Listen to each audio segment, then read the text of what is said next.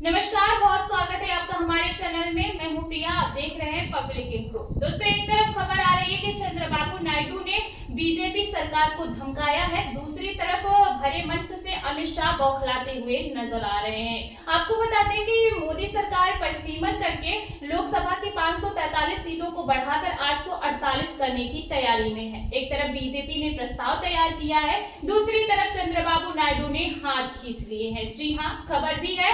नायडू ने साफ तौर पर कहा है कि किसी भी कीमत पर हम अपने 12 सांसदों को इधर उधर करने के लिए तैयार नहीं है। तो क्या है, हुआ है और क्यों हुआ है, आपको एक एक खबर बताएंगे और स्टालिन के सपोर्ट में कैसे खड़े हो गए हैं चंद्रबाबू नायडू और अमित शाह की चाणक्य नीति को कैसे फेल कर दिया है, उस पर भी आएंगे। लेकिन खबर में सबसे पहले आप बिग ब्रेकिंग देखिए, जिसने पूरी की पूरी इंडिया को हिलाकर रख दिया है। खबर आप देख सकते हैं, पत्रिका की है। इसमें लिखा हुआ है कि सीटें फ्रीज करें या अनुपात बढ़ाइए। आंध्र प्रदेश के सीएम नायडू ने मोदी सरकार के परिसीमन विकल्पों को सीमित किया है। आपको बता दें कि 50 सालों से डिलिमिटेशन मतलब कि परिसीमन ठंडे बस्ते में पड़ा हुआ है, लेकिन अल्पमत में और नीतीश कुमार के दबाव से बौखलाई सरकार अब इसे लागू करने की तैयारी में है। गृह मंत्री अमित शाह ये अच्छे से आप समझ चुके हैं या उनको समझ में आ गया है कि दक्षिण के राज्यों में उनकी चाणक्य नीति हर बार फेल होने वाली है।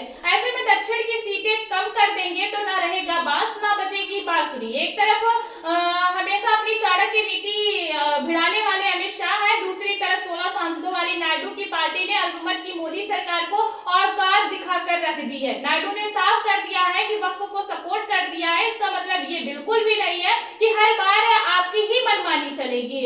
आपको बताते हैं कि द प्रिंट को दिए इंटरव्यू में नायडू ने साफ कह दिया है कि पहले तो परिसीमन को लागू नहीं होने देंगे और अगर लागू करना ही है तो अनुपातिक रूप से दक्षिण के राज्यों की सीटों को भी बढ़ाना ही होगा। मतलब नायडू ने साफ कर दिया है कि अगर लोकसभा की सीटें बढ़ानी है तो दक्षिण की सीटों को फ्रीज कर दीजिए या फिर की अनुपात में बढ़ाइए।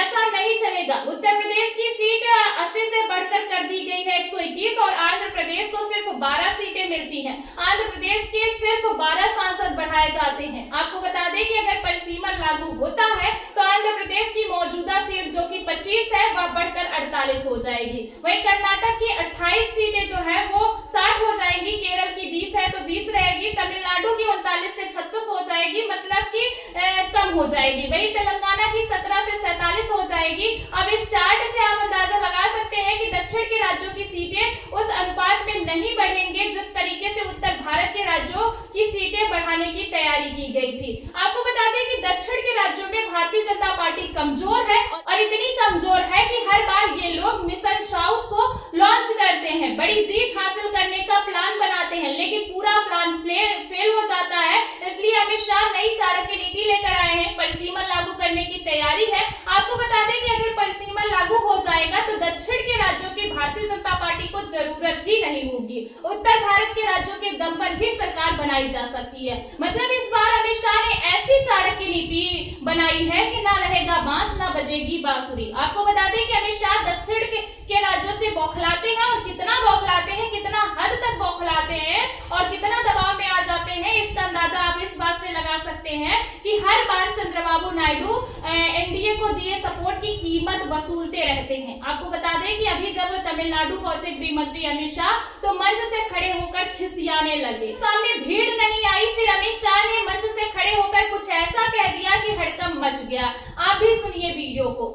इस तमिलनाडु में फिर से एक बार एनडीए की सरकार बनने जा रही है। मैं रहता तो दिल्ली में हूं, मगर मेरे कान तमिलनाडु पर लगे हुए रहते हैं। तो इस बौखलाहट से आप अंदाजा लगा सकते हैं कि गृह मंत्री अमित शाह के लिए साउथ के राज्यों में जीतना कितना जरूरी हो चुका है। एक तरफ जीतने की रणनीति तैयार की जा रही है, दूसरी तरफ परिसीमन का प्रस्ताव लाया गया है। आपको बता दें कि अमित शाह ने भरे मंच से खड़े होकर तमिलनाडु के मुख्यमंत्री एम.के. स्टालिन को धमकाते हुए कह दिया कि मैं रहता भले ही दिल्ली में हूं लेकिन मेरे कान तमिलनाडु की तरफ रहते हैं। आपको बता दें कि 2026 में तमिलनाडु और बंगाल में विधानसभा चुनाव होने वाले हैं।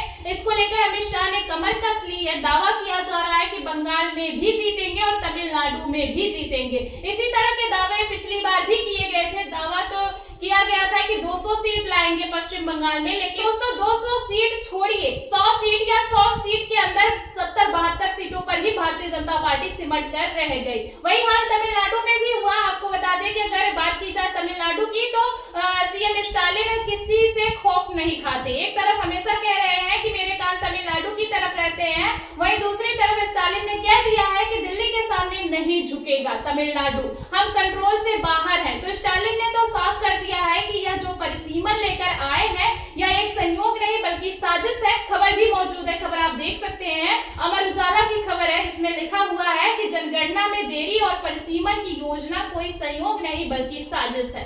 सीएम स्टालिन का बड़ा बयान तो इसके जरिए जो निकलकर बयान सामने आ रहा है, तो इसके जरिए आप ये पूरा का पूरा खेल समझिए कि किस तरीके से इनका खेल जो है एक्सपोज होता नजर आ रहा है या खुलकर सामने आ गया है। आपको बता दें कि स्टालिन ने परिसीमन के मुद्दे को लेकर तमिलनाडु समेत कई राज्यों के मुख्यमंत्रियों के साथ मीटिंग की थी। इस मीटिंग को लेकर नायडू को पत्र भी लिखा गया था और नायडू को भी सचेत किया गया था कि हमारी पहचान खतरे में है, संसद में सीट किसी भी कीमत पर कम नहीं होने देंगे। एक तरफ स्टालिन धमका रहे हैं, चुनौती देते हुए नजर आ रहे हैं मोदी सरकार को, वहीं दूसरी तरफ खबर निकलकर सामने आई है कि नायडू आंध्र प्रदेश में ऐलान कर दिए हैं कि ज्यादा बच्चे पैदा करने पर पैसा देंगे।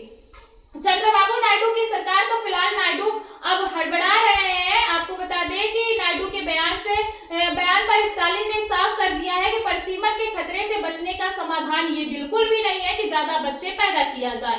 ऐसे तो बिल्कुल भी नहीं चलेगा कि हमें जनसंख्या नियंत्रण की सजा दी जाए। तो चारों तरफ से स्टालिन ने मोर्चाबंदी की है और नायडू ने स्टालिन का साथ दिया है। जाहिर है कि नायडू अपनी पहचान को खतरे में डालकर एनडीए को सपोर्ट नहीं देंगे। तो क्या अमित शाह को नायडू से पंगा लेना भारी पड़ जाएगा? क्या हर बार की तरह परिसीमन बिल भी ठंडे बस्ते में चला जाएगा? इस सवाल के जवाब में इस पूरी रिपोर्ट पर, नायडू के धमकाने पर और अमित शाह के बौखलाने पर आप सभी का क्या कहना है? कमेंट बॉक्स में अपनी राय जरूर दें।